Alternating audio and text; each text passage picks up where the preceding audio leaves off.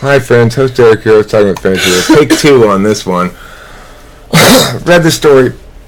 Have to make a video about it. It's absolutely appalling. A teacher was fired for refusing to use a transgender student's preferred pronoun. In other words, the student was transitioning from female to male, wanted to be called him and he, and the teacher used female pronouns. Now, I want to explain to you and everybody in the world why this is absolutely unacceptable.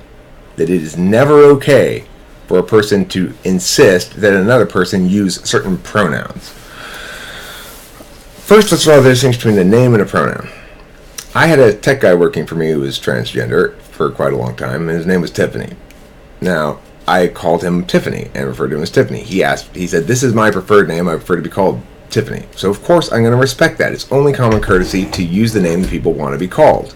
I want to be called Eric or something else. I don't want to be called stupid poo-poo. So if you insist on referring to me as such every time you address me directly, I'd get offended, understandably. And Tiffany didn't want to be addressed as his previous male name, so I wasn't going to call him that. I was going to call him Tiffany. However, I continued to use male pronouns, and there was a brief little spirited sort of moment when people in the community in general started calling him by female pronouns, and there was some sort of confusion when I refused to do so. But my explanation, I think, helped clear it up. The difference between a direct address and a pronoun is a pronoun refers to my perceptions. So if I perceive somebody as male, I'm going to say, Tiffany, well, he, blah, blah, blah, blah, blah. Because, after all, I don't want to misrepresent my perceptions, nor do I want to be compelled to lie. Since I don't perceive him as female, I'm not going to use female pronouns. On the other hand, I do perceive him as Tiffany because that's the name he has chosen to be addressed by. And like I said, common courtesy required me to address him by the name he wishes to be addressed by. So, this is why it's critically important we prioritize rights and logic over emotions. First of all, there's no reason to think that a ninth grader is in any sort of level of maturity capable of deciding whether to transition from one gender to another. Second of all, it's not possible to transition from one gender to another. You are the gender you're born in, and there are two genders. You may perhaps have two X chromosomes, in which case you're female, or one Y chromosome, in which case you're male. You could have two Ys, which makes you another sort of male incarnation that's very rare. There are some very rare variations that exist, like hermaphrodites and stuff, but there are still nevertheless two genders, and they link specifically to the two sexes, female and male. So while you can act like a girl all you want, you can call yourself by a girl's name, and you can get a boob job if you wish to, although that's dysmorphic and unhealthy and you shouldn't do so, and you can even have parts of your body cut off if you want to. Again, because it's mentally ill to do so, you ought not, and there's no reason and no way you can have an actualized life when you cannot accept the reality of the body that comprises half of your being. You're not just a metaphysical being. You may metaphysically feel like a woman.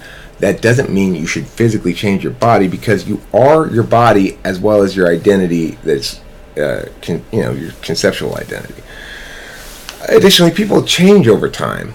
When you make permanent changes to your body because you feel a certain way right now, you're not acknowledging or giving yourself any chance to grow and change over time. This crazy idea that you got right now as a ninth grader, I mean, it's like, who had good ideas in ninth grade? Nobody. So, second of all, what are we teaching this individual? This individual is learning that it's okay to compel people to lie to protect your feelings. I would hope that no member of the transgender community would support this sort of atrocity against rights. And when Jonathan Hockham says, I can't think of a worse way to treat a child than what was happening because Vlaming refused to use male pronouns, Hockman is lying to us and to himself and displaying the very worst contempt for American values. He is advocating for compelled lying. It's saying that's okay. that it's okay to prioritize a person's feelings above a person's rights. It's appalling, and Hawkman should be ashamed of himself. So, look, the reality is never feel like you ought to use a pronoun that goes against what you actually perceive a person to be. That would be lying and wrong.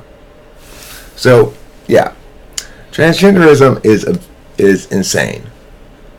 It's insane. It's fine to be gay or super girly or whatever, but physically altering your body, taking hormones and shit like that, it's a form of mental illness, and that's all there is to say about it. You are and ought to embrace yourself. If you've got some sort of like clubbed foot, cleft chin or something like that, cleft lip or whatever, obviously it's fine to correct problems, deformities, significant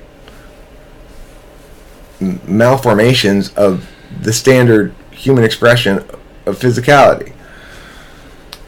You need to get dental implants, fine. There's nothing dysmorphic about that. But the line's pretty clear. When you start turning your body into something else, you're not expressing yourself healthily.